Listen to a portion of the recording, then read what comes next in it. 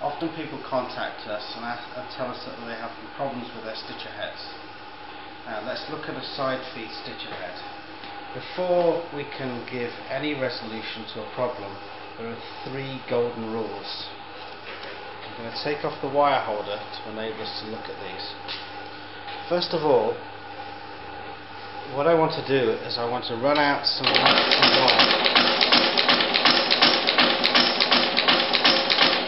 Okay. First of all, first thing I can see is that the wire is very, very bent. Okay, but I'm looking for 3 elements here. I'm looking for, is the wire the same length every time? Has it got a good cut on the end? And then is it straight?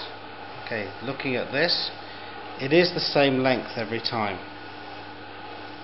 If it was not, if the lengths were varying, then I know that the problem is in the wire payoff.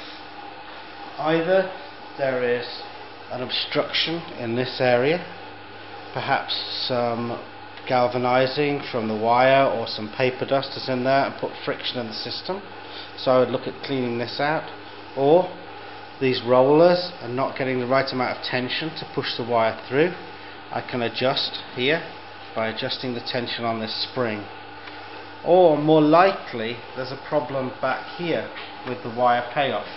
Either the wire is tangled on the spool, or it's tangled here, or the braking is incorrect. There are many different ways of braking, and here we see the best method, which is where people have some sort of despooler.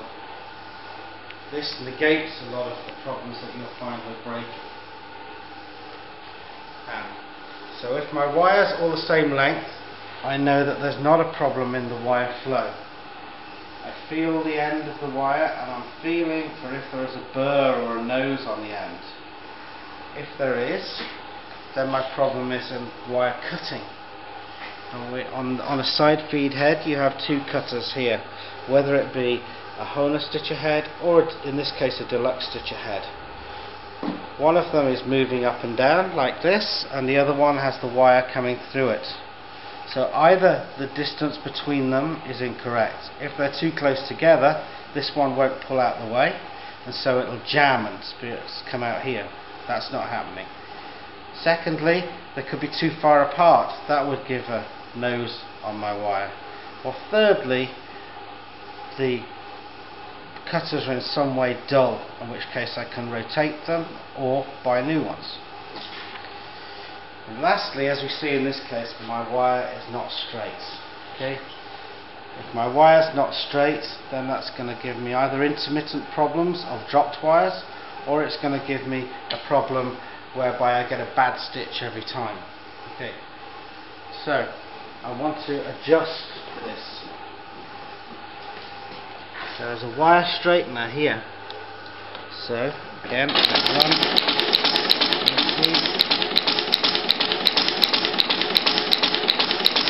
I adjust the straightener.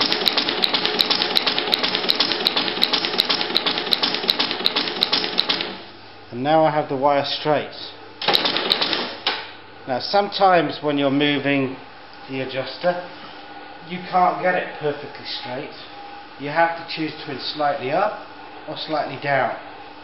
Always choose slightly up. Slightly down will give you a bigger problem. Okay. The last thing I'm going to look at, which is harder to look at, is the wire tending to bear in or bear out on me, or is it coming straight at me? Okay. And this one is coming straight at me. If it was bearing in or bearing out, then the only thing I can do is change the rollers on here. I have to buy the part again, or I could try flipping them over to try and straighten the wire up, because it's those rollers that are giving me the feed. Now, if I have straight wire with a good cut and the same length every time, then I can perhaps make some adjustments to solve the problem. If I have additional problems, then I need further advice.